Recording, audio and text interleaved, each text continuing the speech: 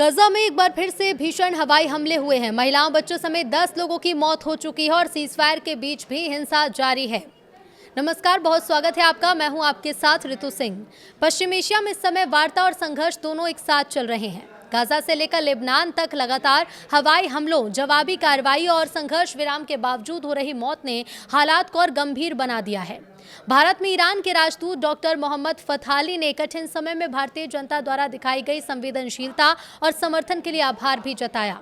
उन्होंने कहा कि जब ईरान अपने दो प्रमुख नेताओं को खोने के गहरे दुख से गुजर रहा था, तब भारत के लोगों ने उनके साथ एकजुटता दिखाई और हर स्तर पर सहानुभूति भी जताई।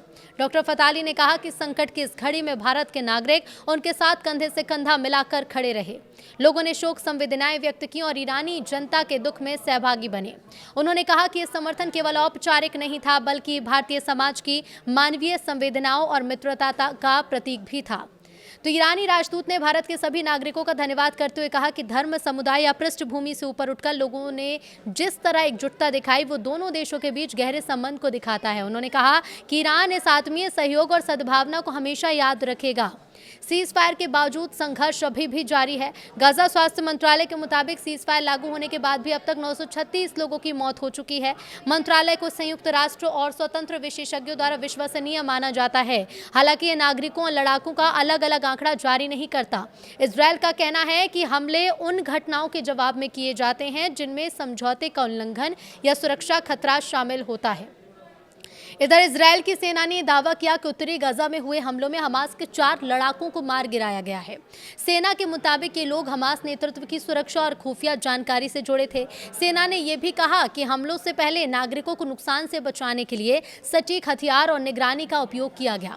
हालांकि शाम के हमले को लेकर सेना ने तत्काल कोई भी स्पष्ट रूप से रिएक्शन नहीं दिया। गाजा पट्टी में इजरायली हवाई हमलों ने एक बार फिर से हालातों को तनावपूर्ण बना दिया है। स्थानीय अस्पतालों के मुताबिक गुरुवार को हुए अलग अलग हमलों में कम से कम 10 फिलिस्तीनियों की मौत हो गई, जिसमें महिलाएं और बच्चे भी शामिल हैं। ये हमले ऐसे समय में हुए जब क्षेत्र में पहले से जारी संघर्ष और सीज फायर के बावजूद हिंसा की घटनाएं लगातार सामने आ रही थी। इधर गाजा सिटी में शिफा अस्पताल के मुताबिक रात भर में 4 अलग अलग हमलों में 9 लोगों की मौत हुई। अस्पताल ने बताया कि मृतकों में 2 महिलाएं और 2 बच्चे शामिल हैं। रेड क्रॉस द्वारा संचालित सराया फील्ड अस्पताल ने बताया कि गुरुवार शाम हुए एक और हमले में एक व्यक्ति की मौत हो गई और एक घायल हुआ। प्रत्यक्षदर्शियों के मुताबिक एक हमले में रिहायशी इमारत की ऊपरी मंजिल पर बड़ा धमाका हुआ, जिससे दीवारें टूट गई और घर का सारा सामान बिखर गया। हमलों के बाद अस्पतालों में परिजनों की भीड़ लग गई। एक पीड़ित के रिश्तेदार ने कहा कि हालात लगातार खराब हो रहे हैं। उन्होंने कहा कि लोग कहते हैं कि युद्ध रुक गया है, लेकिन असल में युद्ध खत्म नहीं हुआ। हर रात मौत हो रही है, आंकड़ा लगातार बढ़ रहा है। लेकिन इसी बीच अमेरिका, जो कि लगातार अमेरिका की तरफ से भी कई तरह के दावे किए जा रहे हैं, दबाव बनाया जा रहा है, लेकिन ईरान ने अमेरिका के इतने ठिकानों को तबाह कर करोड़ों डॉलर का नुकसान पहुंचा दिया है। चाहे युद्ध शुरू होने के बाद से ही बात करें तो अमेरिका ने 20 सैन्य ठिकानों को नुकसान पहुंचाया। कुछ सैटेलाइट तस्वीरों और वीडियोस का अगर विश्लेषण किया जाए तो इसके मुताबिक हमले सार्वजनिक रूप से स्वीकार किए गए दायरे से बहुत ज़्यादा बड़े थे। फरवरी के अंत से ईरान ने मध्य पूर्व के 8 देशों में स्थित महत्वपूर्ण सैन्य ठिकानों को निशाना बनाया। इन हमलों में अत्याधुनिक वायु रक्षा प्रणाली, ईंधन भरने वाले विमान और रडार प्रणालियों को करोड़ों डॉलर का नुकसान पहुंचा। ईरान ने पिछले 3 महीने में ईरान और लेबनान पर हुए अमेरिकी इजरायल के हमलों के जवाब में अमेरिकी ठिकानों और जो साझा सैन्य सुविधाएं हैं उन्हें निशाना बनाया है। अमेरिकी रक्षा मंत्रालय का कहना है कि ऑपरेशन एपिक फ्यूरी शुरू होने के बाद से उसने ईरान में 13,000 से ज्यादा लक्ष्यों पर हमला किया। ईरान के सर्वोच्च नेता मुस्तफा खामेनी ने अमेरिकी ठिकानों पर हुए हमलों में अपनी सेना की सफलता को प्रमुखता से पेश करने की कोशिश की है। एक बयान में उन्होंने दावा किया कि मध्य पूर्व अब अमेरिकी सैन्य ठिकानों के लिए सुरक्षित क्षेत्र नहीं रहा। हालांकि व्हाइट हाउस लगातार ये दावा करता रहा है कि ईरान की सैन्य क्षमता लगातार लगभग खत्म हो चुकी है, लेकिन विश्लेषक ये कहते हैं कि अमेरिकी ठिकानों पर हुए नुकसान से संकेत मिलते हैं कि ईरान के जवाबी हमले पहले स्वीकार किए गए स्तर से कहीं ज़्यादा सटीक, कहीं ज़्यादा बड़े थे। अमेरिकी रक्षा विभाग के एक अधिकारी ने ऑपरेशनल सिक्योरिटी कारणों का हवाला दिया और उन्होंने इनकार कर दिया किसी भी तरह की टिप्पणी करने से। अमेरिका ने सैन्य संघर्ष के सैटेलाइट विश्लेषण को सीमित करने की कोशिश के तहत जो मुख्य रूप से सैटेलाइट इमेज प्रोवाइडर प्लेनेट से ईरान और मध्य पूर्व के जो अधिकांश हिस्से हैं उनकी नई तस्वीरों पर अनिश्चितकालीन रोक लगाने का भी अनुरोध किया है। इस फैसले का बचाव करते हुए कंपनी ने कहा कि वो नहीं चाहती कि उसकी तस्वीरों का इस्तेमाल विरोधी तत्वों द्वारा नेटो सहयोगियों, मित्र देशों के सैनिकों और नागरिकों को निशाना बनाने के लिए किया जाए। प्रभावित ठिकाने जैसे सऊदी अरब, संयुक्त अरब अमीरात, Qatar, Kuwait, Iraq, Jordan, Bahrain और ओमान में स्थित हैं। हालांकि वास्तविक संख्या उससे कई ज्यादा हो सकती है।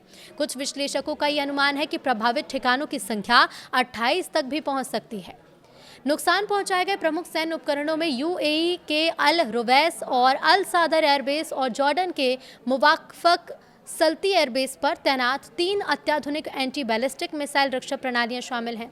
जानकारी के मुताबिक अमेरिका के पास केवल 8 THAD यानी terminal high altitude area defence बैटरियां हैं। ये दुनिया के कई हिस्सों में तैनात हैं। हर बैटरी को तैयार करने में लगभग $1 अरब की लागत आती है।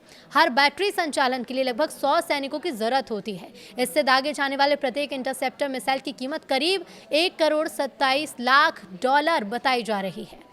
अमेरिकी ठिकानों को हुए कुल नुकसान का सटीक आकलन करना काफी मुश्किल है। हालांकि मई में पेंटागन ने ऑपरेशन एपिक फ्यूरी की कुल लागत $29 अरब बताई थी। माना यह जा रहा है कि इस राशि का बड़ा हिस्सा संघर्ष में क्षतिग्रस्त या नष्ट हुए उपकरणों की मरम्मत और उन्हें हटाने पर ही खर्च होगा। डेमोक्रेट नेताओं का यह कहना है कि अनुमान वास्तविक लागत से भी कम है। रिपोर्ट में यह कहा गया कि फरवरी से अब तक कम से कम 42 विमान नष्ट या क्षतिग्रस्त हुए, जिसमें F-15 और F-35 लड़ाकू विमान, 24 MQ-9 रीपर ड्रोन और एक A-10 अटैक विमान शामिल है। अमेरिकी सेना द्वारा इस्तेमाल किए जाने वाले महंगे सैन्य उपकरण की तुलना में ईरान ने कथित तौर पर अपने हमलों में सस्ते और आसानी से बदले जा सकने वाले ड्रोन का इस्तेमाल किया। विशेषज्ञ मानते हैं कि युद्ध के दौरान ईरान की रणनीति में बदलाव भी देखने को मिला। शुरुआत में उसने बड़े पैमाने पर मिसाइल हमले किए जो मध्य पूर्व के शहरों और सैन्य ठिकानों को निशाना बनाते थे। बाद में उसने अधिक सटीक और लक्षित हमले शुरू किए। अमेरिका स्थित स्टिम्सन सेंटर के विश्लेषक डॉक्टर केली ग्रिएको ने कहा कि ईरान के शुरुआती हमले संख्या के बल पर वायु और मिसाइल रक्षा की प्रणालियों को निष्क्रिय करने के उद्देश्य से किए गए थे। उन्होंने कहा लेकिन कुछ ही दिनों में ईरान ने छोटी लेकिन अधिक सटीक हमलावर रणनीति अपनाई। इससे अब वो अपनी बाकी मिसाइलों और ड्रोन को महत्वपूर्ण लक्ष्य के लिए बचाकर रख सका और ऐसे ठिकानों पर हमला कर सका जहां मामूली चूक भी भारी नुकसान पहुंचा सकती थी। अमेरिकी सेना शुरुआती चरण में कुछ हद तक लापरवाह दिखाई दी क्योंकि उसने ईरानी ड्रोन और मिसाइलों की पहुंच से बाहर अपने विमानों को नहीं हटाया। उनका कहना था कि प्रिंस सुल्तान एयरबेस के मामले में विमान नष्ट होने से पहले भी उस ठिकाने पर हमला हो चुका था।